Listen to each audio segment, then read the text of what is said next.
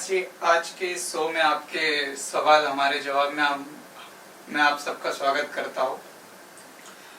हम ये शो हर हफ्ते मंगलवार को करेंगे ठीक 8:30 बजे। साथियों, आज हमारा पहला सवाल आया है राहुल साक्य जी का। बीजेपी सरकार ओबीसी की जनगणना क्यों नहीं करना चाहती? बीजेपी सरकार ओबीसी की जनगणना नहीं कर रही है और केवल बीजेपी सरकार ही नहीं, देश की आजादी को 75 साल हो गए और 75 साल की आजादी में देश में जानवरों की गिनती हो रही है मगर ओबीसी की गिनती नहीं हो रही। और लगातार कई सरकारें आई और कई सरकारें आने के बावजूद भी देश में ओबीसी की गिनती नहीं हुई। अगर हम लोग इस जनगणना के इतिहास के बारे में देखें तो गुलाम भारत में अंग्रेज हर जाति की गिनती करते थे, जाति के आधार पर गिनती करते थे। लेकिन जब 15 अगस्त 1947 को देश आजाद हो गया और देश आजाद होने के बाद जब पहली जनगणना का समय आया 1951 में, तो उस समय पंडित जवाहरलाल नेहरू देश के प्रधानमंत्री थे और पंडित जवाहरलाल नेहरू ने ओबीसी की जनगणना को रोकने का काम किया, जाति आधारित जनगणना को रोकने का काम किया। तो ये बहुत बड़ा सवाल है कि आखिर पंडित नेहरू ने ओबीसी की जनगणना रोकने का काम क्यों किया? क्योंकि पंडित नेहरू ब्राह्मण थे और जो अंग्रेजों के समय में जनगणना का आंकड़ा है उसके हिसाब से ब्राह्मणों की संख्या देश में 3.5% है। तो 3.5% लोग देश में जो 52% ओबीसी है 1931 की जनगणना के अनुसार, उस 52% ओबीसी का इस्तेमाल हिंदू के नाम पर कर रहे हैं और 52% ओबीसी का समर्थन 3.5% के ब्राह्मण ओबीसी के नाम पर ले रहे हैं। तो जो 52% ओबीसी का समर्थन हिंदू के नाम पर 3.5% ब्राह्मणों को मिल रहा है और जिसकी वजह से ब्राह्मण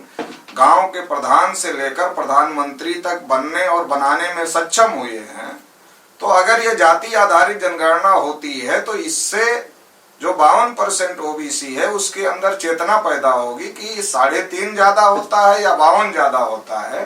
तो उसको पता चलेगा कि 52 ज्यादा होता है और हमारी संख्या 52 है, तो 52 वाला 3.5% के पीछे क्यों चले, इस पर जरूर ओबीसी समाज के लोग विचार करते।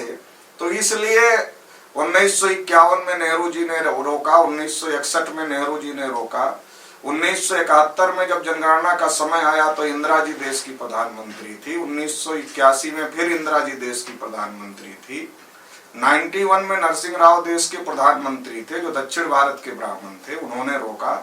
और 2001 में अटल बिहारी वाजपेयी जो ब्राह्मण थे उन्होंने रोका,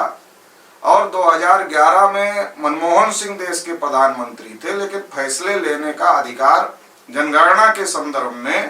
प्रणब मुखर्जी को कांग्रेस के लोगों ने दिया और प्रणब मुखर्जी बंगाली ब्राह्मण थे, उन्होंने गिनती को रोका। 2014 में मोदी जी देश के प्रधानमंत्री हो गए और इस बात का बहुत प्रोपेगेंडा किया गया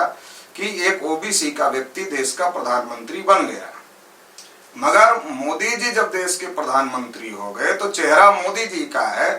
मगर फैसले आरएसएस चलाने वाले ब्राह्मण पीछे से कर रहे हैं। तो आज जो भारतीय जनता पार्टी है, तो भारतीय जनता पार्टी ओबीसी का वोट लेने के लिए, सपोर्ट लेने के लिए मोदी जी को चेहरा बनाया हुआ है, लेकिन एक्चुअल में जो फैसले करने का अधिकार है वो आज भी आरएसएस के ब्राह्मणों के पास में है। इसलिए आरएसएस के ब्राह्मण ओबीसी की गिनती को रोकना चाहते हैं क्योंकि वो नहीं चाहते कि ओबीसी को उनका हक अधिकार मिले, क्योंकि अगर ओबीसी की गिनती होगी और ओबीसी का